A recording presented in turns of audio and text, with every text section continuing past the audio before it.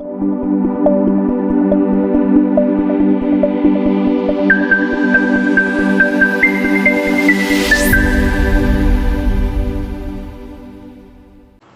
جی بھائی دیکھیں، مرزا جی کے مقلدین کی جناب میں عرض ہے، ہم بات کریں گے ابھی بخاری مسلم نے جو کیا ہے وہ ہم بات کریں گے. ہم نے اللہ تعالیٰ کے فضل و کرم سے صحابہ کرام یعنی کہ صحابہ کرام کے باہمی اختلافات میں تحقیق کا طریقہ ہم نے اس عنوان سے بالکل دلائل کے ساتھ واضح کر دی ہے یہ بات کہ امام بخاری امام مسلم نے وہ روایات جو نقل کی جن سے لوگ ایسے باطل معنی کشید کرتے ہیں کہ خدا نہ خاصہ فلاں صحابی سے فلاں غلطی ہے، فلاں صحابی سے فلاں غلطی. تو امام بخاری امام مسلم کا ان روایات کو ذکر کرنے کے پیچھے مقصد کیا ہوتا ہے اور ان لوگوں کا ان روایات سے اپنے باطل مقاصد کو بیان کرنے کا مقصد کیا ہوتا ہے، ہم نے اس کو واضح کر دیا. لیکن یہاں بھی ایک میں آپ کو یعنی توجہ دلاتا جاؤں گا. پہلے صرف اس ایک نقطے کو سمجھیے گا، باقی کسی کی پرسنل غلطیوں کو پوائنٹ آؤٹ کرنا وہ تو پھر بخاری مسلم نے بھی ان کی باتیں نکل گئے. باقی کسی کی پرسنل غلطیوں کو پوائنٹ آؤٹ کرنا وہ تو پھر بخاری مسلم نے ان کی کئی باتیں نقل کر دی ہیں نا جی. کیا مطلب مرزا جی کیا کہنا چاہ رہے ہیں؟ میں جب صحابہ کرام رضوان اللہ علیہ مجمعین کے خلاف بکواس کر رہا ہوتا ہوں، میں جو ان کے اپنی دانست میں غلطیاں بتانے کی کوشش کر رہا ہوتا ہوں تو اس میں مجھ پر نکیر مت کرو، میں غلط نہیں کر رہا، وہ تو پھر بخاری مسلم نے بھی کیا ہے. اچھا ہم یہاں مرزا جی کو سننے والوں کی، مرزا جی کے مقلدین تو بالکل ان کا تو بیڑا غرق ہو چکا ہے الا ماشاء اللہ. لیکن جو یعنی غیر جانبداری کے ساتھ حقیقت میں ایک تحقیق کرنے والا جو طبقہ مرزا جی کو وہ غیر جانبداری کے ساتھ سننے والے لوگ ہیں، میں ان کو توجہ دلاؤں گا. پوچھیں غیبت کے معنی مفہوم کیا ہے؟ جب مرزا جی سے سوال کریں کہ غیبت کے معنی مفہوم کیا ہے، آپ نے کہا نا کہ باقی کسی کی پرسنل غلطیوں کو پوائنٹ آؤٹ کرنا وہ تو پھر بخاری مسلم نے بھی ان کی کئی باتیں نقل کی ہیں نا. یہ میرے ہاتھ میں صحیح مسلم ہے، جلد نمبر 7 ہے، ٹھیک ہے، صفحہ نمبر 167 ہے، کتاب البر والصلاۃ والادب ہے، کتاب البر والصلاۃ والادب ہے، باب التحریم الغیبہ ہے. اس کے تحت حدیث نمبر 6469 ہے. ابو ہریرہ رضی اللہ تعالیٰ عنہ بیان کرتے ہیں کہ رسول اللہ صلی اللہ علیہ وسلم نے فرمایا، کیا تم جانتے ہو کہ غیبت کیا ہے؟ صحابہ کرام رضوان اللہ علیہ مجمعین نے عرض کیا، اللہ اور اس کے رسول صلی اللہ علیہ وسلم خوب جانتے ہیں. آپ صلی اللہ علیہ وسلم نے فرمایا، غیبت یہ ہے کہ تم اپنے بھائی کے اس عیب کا ذکر کرو جس کا ذکر اس کو ناپسند ہو. کہا گیا، عرض کیا گیا، یہ بتائیے کہ اگر میرے بھائی میں وہ عیب ہو جس کا میں ذکر کر رہا ہوں تو اس وقت کیا حکم ہے؟ آپ نے فرمایا، اگر تم نے وہ عیب بیان کیا جو اس میں ہے تبھی تو تم نے اس کی غیبت کی ہے، اور اگر وہ عیب بیان کیا ہے جو اس میں ہے ہی نہیں تو تم نے اس پر بہتان لگایا، الزام لگایا. مرزا جی کسی کی پرسنل غلطیوں کو زمانے میں اچھالنا یہ غیبت ہوتی ہے، اور غیبت کرنا کبیرہ گناہ ہے. غیبت کرنا کبیرہ گناہ ہے. مرزا جی سمجھے ذرا اس بات، آپ صحابہ کو جرح و تعدیل سے باہر نکال چکے ہو، آپ اس پردے میں جا کے نہیں چھپ جانا کہ جو محدثین دلائل کی روح سے یہ بات کرتے ہیں کہ راویوں پہ جرح و تعدیل غیبت میں نہیں آتا. سمجھے ذرا اس بات، صحابہ راویوں کی جرح و تعدیل غیبت میں نہیں آتا، اور آپ نے صحابہ کرام کو جرح و تعدیل کے میزان سے باہر نکال دیا ہے کہ روایت حدیث میں ان پہ کوئی جرح و تعدیل نہیں ہے. اب پرسنل غلطیوں کو پوائنٹ آؤٹ کرنے کا مطلب کیا ہے؟ پرسنل غلطیوں کو پوائنٹ آؤٹ کرنے کا مطلب غیبت ہے، 100% غیبت ہے. اور مرزا جی یہ تو اس صورت میں ہے جبکہ نعوذ باللہ ثم استغفر اللہ صحابہ میں وہ عیب ہوتے ہیں. ہم تو اللہ کی دی ہوئی توفیق سے اب تک یہ بیان کرتے آ رہے ہیں کہ جن غلطیوں کا انتساب آپ صحابہ کرام رضوان اللہ علیہ مجمعین کی طرف کر رہے تھے وہ تو غلطیاں تھیں ہی نہیں، آپ نے ان پر بہتان لگائے. اور اس پر یہ ترا کہ کسی کی غلطیوں کو پرسنل غلطیوں کو پوائنٹ آؤٹ کرنا شرم سے ڈوب مرنے کا مقام ہے مرزا جی آپ کے لیے. آگے کہتے ہیں وہ تو پھر بخاری مسلم نے بھی ان کی کئی باتیں نقل کی نا. بخاری مسلم میں سے مرزا جی آپ کو ہم 50 روپے انعام دیں گے. کتنا؟ 50. ہماری ہمیں کوئی ایران انڈیا سے فنڈ تھوڑی آ رہا ہے مرزا جی کی طرف. سنیں ذرا بات، ہم مرزا جی کو انعام میں 50 روپے دیں گے اگر مرزا جی بخاری اور مسلم سے صرف ایک روایت ترجمۃ الباب کے تحت امام بخاری نے یا صحیح مسلم پر امام نووی نے ترجمۃ الباب کے تحت یہ توجہ دلائی ہو کہ اس روایت سے فلاں صحابی کا فلاں عیب ثابت ہوتا ہے، یا جیسے کہ مرزا جی نے اپنی اسی ویڈیو میں ایک جگہ پر یہ بات کی ہے. ان سے میں یہ پوچھتا ہوں کہ ان لوگوں سے پہلے آج تک کسی اہل سنت کے امام نے, جس کو متفقہ طور پر سب امام مانتے ہوں, اس چیز کا انکار کیا کہ آل امیہ کے دور کے اندر سیدنا علی پر منبروں پر لعنت نہیں ہوتی تھی؟ کسی نے انکار کیا؟ اسی طرح ہم مرزا جی آپ سے کہتے ہیں کہ جن بخاری مسلم کی روایات سے آپ صحابہ کرام رضوان اللہ علیہم اجمعین پر تنقید کی کوشش کرتے ہیں, ان کے عیب نعوذ باللہ نکالنے کی کوشش کرتے ہیں, اہل سنت کے متفقہ کسی امام نے اس حدیث کے اس معنی سے, وہ جو آپ نکال کے دیکھ رہا ہو, وہ معنی تک بیان کیے, عیب نکالنا تو بہت دور کی بات ہے. اور ہم نے آپ کا نام جہلمی رادھا ایسے ہی نہیں رکھا, کیونکہ ہم جانتے ہیں نہ نومن تیل ہوگا. سنیں ذرا بات کو, کہتے ہیں البتہ آپ پرٹیکولر کو بات کریں گے تو بڑی بڑی خطرناک روایتیں موجود ہیں. ٹھیک ہے, میں بیان کروں کہ نہ کروں؟ یا مرزا جی نے اپنی مکرو ہنسی ہی, مرزا جی وہاں پہ ہنسے, سارے ہنس رہے ہیں بے غیرت بے شرم. مرزا جی کبھی آپ ہمیں موقع دیں, اس دن اس کمرے میں دیکھیں گے کون کون ہنستا ہے انشاءاللہ. کبھی مرزا جی ہمیں موقع دیں اسی کمرے میں, اس دن ہم دیکھیں گے اس کمرے میں کون کون ہنستا ہے انشاءاللہ. اس دن ہم ہنس رہے ہوں گے اور انشاءاللہ مرزا جی کا منہ اس دن دنیا کے سامنے دیکھنے کا ہوگا, اور ان سب کا جو مرزا جی کے ساتھ بیٹھے ہوتے ہیں, اس دن ہم مرزا جی کے اوپر کہہ مار مار کے ہنس رہے ہوں گے انشاءاللہ. سنیں ذرا بات, کہتے ہیں تو پھر بخاری مسلم نے کئی باتیں نکل کے, اب میں اس طرف چل پڑوں گا, وہ تو نکل کر دی. ٹھیک ہے, اب آپ کوئی پرٹیکولر کوئی بات کریں گے تو بڑی بڑی خطرناک روایتیں موجود ہیں, میں بیان کروں کہ نہ کروں؟ ایک آدھ بتا دیتے ہیں آپ کو.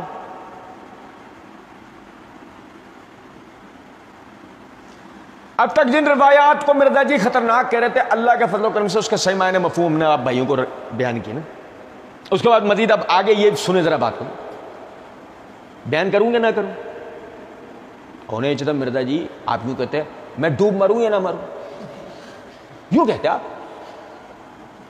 ہم انگلیاں ایسے دانتوں میں دبا کے نا کچھ دیر سوچتے ہیں, پھر کہتے ہیں مر جاؤ. کچھ بات آ رہی ہے سمجھ میں یا نہیں؟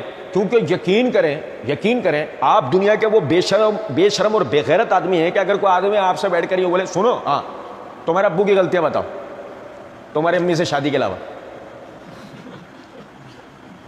تو وہ تو پتہ لگ گئی نا میں تم سامنے بیٹھے ہو, اس کے علاوہ تمہارے ابو کی غلطیاں بتاؤ, ایک آدھ تو بتا دو. اسی انداز میں اپنے کہنا نا بیان کروں کہ نہ کروں. ایسے ہم سنیں, ایسے ہم آپ کے سامنے بیٹھے ہوتے نا, تمہارے ابو کی غلطیاں بتاؤ, ایک آدھ تو بتا دو, چلو تمہارے علاوہ ایک آدھ تو بتاؤ.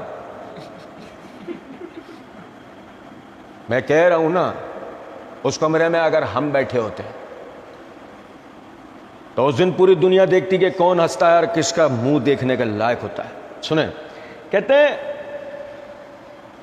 شیخ زبیر علی زئی, اچھا ویسے تو بہت ساری ہیں, ویسے تو اچھا میں اس پیرا کو ایک دفعہ پھر پڑھوں. کہتے ہیں بڑی بڑی خطرناک روایتیں موجود ہیں, میں بیان کروں کہ نہ کروں؟ ایک آدھ بتا دیتے ہیں آپ کو, ویسے تو بہت ساری ہیں.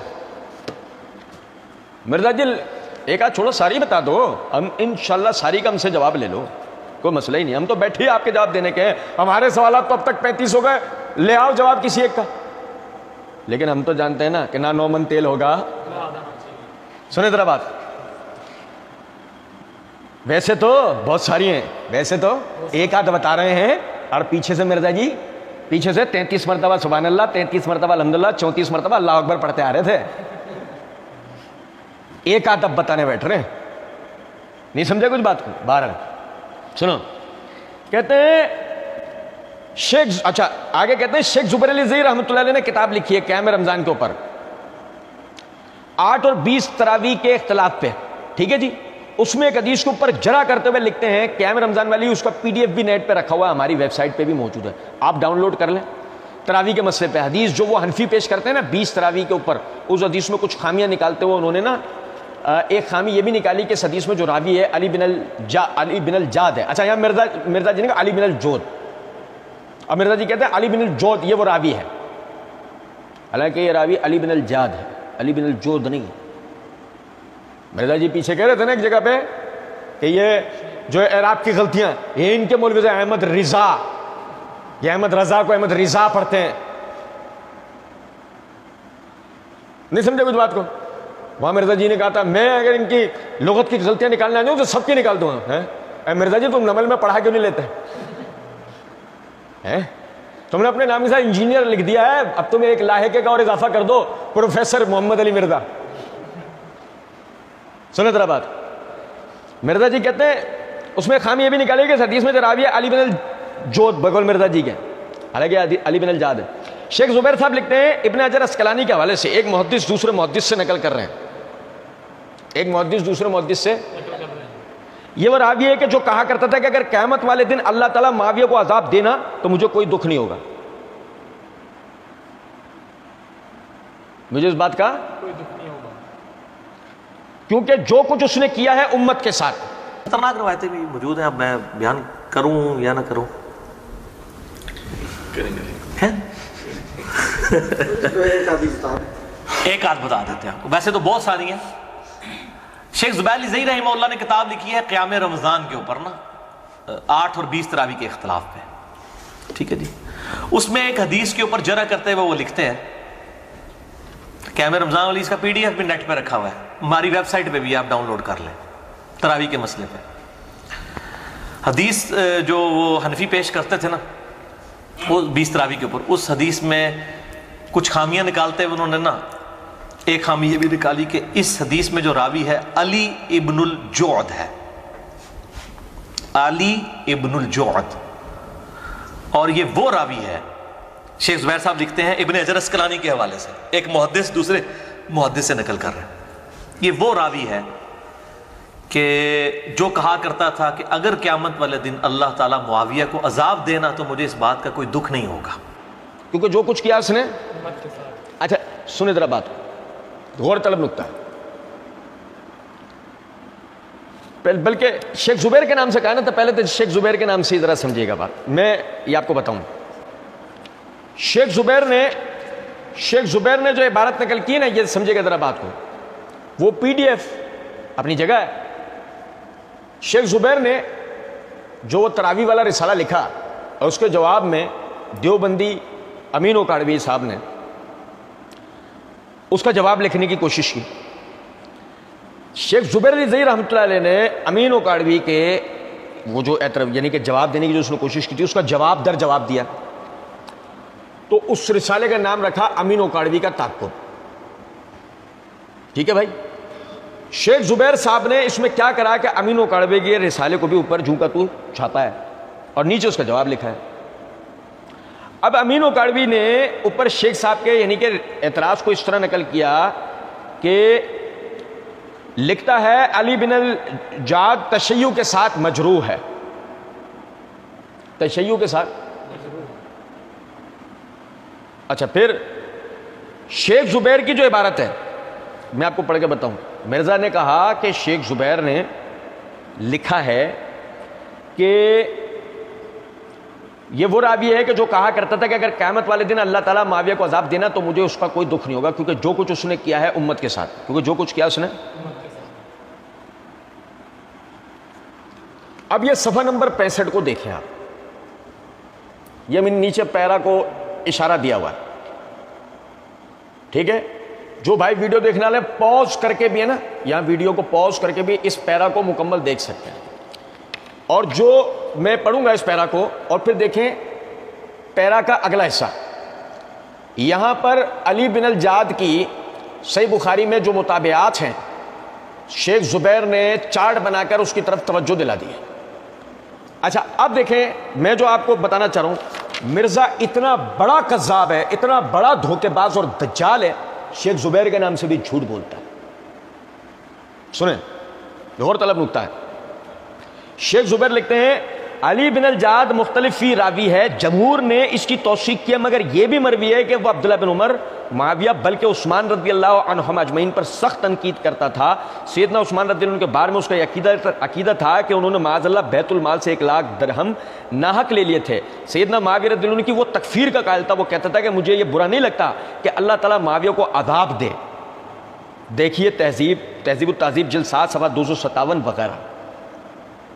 اب آپ سمجھیں یہ شیخ زبیر کا کلام، وہ پیرا ہم نے پورا پڑھا، یہاں وہ چارٹ ہے، آگے شیخ زبیر نے 67 کے اوپر لکھا، مختصر یہ ہے کہ صحیح بخاری میں علی بن الجعد کی تمام روایات مطابعات میں اگرچہ وہ ثقہ و صدوق ہے لیکن سخت بدعتی بھی ہے۔ ایسے راوی کی روایت اگر بالاتفاق ثقہ راویوں کے خلاف ہو تو مردود ہوتی ہے۔ یہ بات دیانت و امانت اور صحیح علم کے خلاف ہے کہ بالاتفاق ثقہ راویوں کی محفوظ روایت کو مجروح راوی کی وجہ سے رد کر دیا جائے۔ انا للہ و انا الیہ راجعون۔ یہ شیخ زبیر کا کلام علی بن الجعد پر مکمل ہو۔ آپ سمجھیں مرزا نے شیخ زبیر کا نام لے کر کیا لکھا ہے کہ شیخ زبیر نے اپنے اس قراوی والے رسالے میں لکھا علی بن الجعد کے حوالے سے، کیا شیخ زبیر نے حافظ ابن حجر، ایک محدث دوسرے محدث سے نقل کر رہا ہے، حافظ ابن حجر کے حوالے سے علی بن الجعد کا یہ کلام نقل کیا کہ قیامت والے دن اللہ تعالیٰ معاویہ کو عذاب دینا تو مجھے اس بات کا کوئی دکھ نہیں ہوگا، کیونکہ جو کچھ اس نے کیا امت کے ساتھ، کیونکہ جو کچھ کیا اس نے امت کے ساتھ۔ یہ الفاظ شیخ زبیر نے حافظ ابن حجر کے حوالے سے اپنے رسالے میں کہیں بھی علی بن الجعد کے قول کے اندر ذکر نہیں کیے۔ شیخ زبیر الزئی رحمہ اللہ نے کتاب لکھی ہے قیام رمضان کے اوپر نا، 8 اور 20 تراویح کے اختلاف پہ، ٹھیک ہے جی۔ اس میں ایک حدیث کے اوپر جرح کرتے ہوئے وہ لکھتے ہیں، قیام رمضان والی اس کا PDF بھی نیٹ پہ رکھا ہوا ہے، ہماری ویب سائٹ پہ بھی آپ ڈاؤن لوڈ کر لیں، تراویح کے مسئلے پہ حدیث جو وہ حنفی پیش کرتے تھے نا، وہ 20 تراویح کے اوپر، اس حدیث میں کچھ خامیاں نکالتے ہوئے انہوں نے نا ایک خامی یہ بھی نکالی کہ اس حدیث میں جو راوی ہے علی ابن الجعد ہے، علی ابن الجعد، اور یہ وہ راوی ہے، شیخ زبیر صاحب لکھتے ہیں ابن حجر اسقلانی کے حوالے سے، ایک محدث دوسرے محدث سے نقل کر رہے ہیں، یہ وہ راوی ہے کہ جو کہا کرتا تھا کہ اگر قیامت والے دن اللہ تعالیٰ معاویہ کو عذاب دینا تو مجھے اس بات کا کوئی دکھ نہیں ہوگا، کیونکہ جو کچھ اس نے کیا ہے امت کے ساتھ۔ یہ آپ سمجھے، کیونکہ جو کچھ کیا اس نے امت کے ساتھ۔ یہ خالصتاً اس جملے میں تحریف کی ہے محمد علی مرزا نے، شیخ زبیر کے نام سے جھوٹ بولا ہے، اور اس کے بعد پھر آپ آگے دیکھیں، یہ دیکھیں، یہ میرے ہاتھ میں سیر اعلام النبلاء ہے، اس کی جلد نمبر 7 ہے، صفحہ نمبر 589 ہے، ٹھیک ہے۔ اس میں لکھا ہے قال احمد بن ابراہیم الدورقی قلت لعلی بن الجعد بلغنی انک قلت ابن عمر ذاک السبیح۔ احمد بن ابراہیم الدورقی رحمۃ اللہ علیہ کہتے ہیں کہ میں نے علی بن الجعد سے کہا مجھے یہ بات پہنچی ہے کہ تم نے عبداللہ بن عمر رضی اللہ تعالیٰ عنہ کے لیے کہا ہے کہ وہ بچہ، قال لم اقل، علی بن الجعد نے کہا میں نے ایسا نہیں کہا، ولکن معاویہ ما اکرہ ان یعذبہ اللہ، اور لیکن میں نے معاویہ کے لیے کہا ہے کہ اگر اللہ اس کو عذاب دے تو مجھے کوئی برا نہیں لگے گا۔ بھائی میرے آپ ذرا توجہ کریں، یہ رہی عبارت، آپ اس عبارت کو دیکھ لیں، اس سند و متن دونوں دیکھ لیں، اس سند و متن کو دیکھ لیں، یہاں ویڈیو کو پاز کر لیں، رک کے پورا بغور دیکھ لیں۔ یعنی علی بن الجعد کے جملے میں بھی یہ جملہ نہیں ہے جو مرزا نے اس کے نام سے منسوب کیا ہے، کہ یعنی جو مرزا نے کہا ہے یہ وہ راوی ہے کہ جو کہا کرتا تھا کہ اگر قیامت والے دن اللہ تعالیٰ معاویہ کو عذاب دینا تو مجھے اس بات کا کوئی دکھ نہیں ہوگا، کیونکہ جو کچھ اس نے کیا ہے امت کے ساتھ۔ کہ جو کہا کرتا تھا کہ اگر قیامت والے دن اللہ تعالیٰ معاویہ کو عذاب دینا تو مجھے اس بات کا کوئی دکھ نہیں ہوگا، کیونکہ جو کچھ اس نے کیا ہے امت کے ساتھ، کیونکہ جو کچھ کیا ہے اس نے امت کے ساتھ۔ یہ خالصتاً مرزا نے جھوٹ بولا ہے، کس کے نام پہ؟ تین افراد کے نام پر جھوٹ بولا ہے مرزا نے۔ نمبر 1 شیخ زبیر، پھر باحوالہ حافظ بن حجر، پھر قول کس کا نقل کیا؟ علی بن الجعد۔ نہ حافظ بن حجر نے ایسی کوئی بات کی ہے، نہ علی بن الجعد نے، نہ شیخ زبیر نے اپنے رسالے میں ایسی کوئی بات۔ وَقُلْ جَاءَ الْحَقُّ وَزَهَقَ الْبَاطِلُ إِنَّ الْبَاطِلَ كَانَ زَهُوقًا۔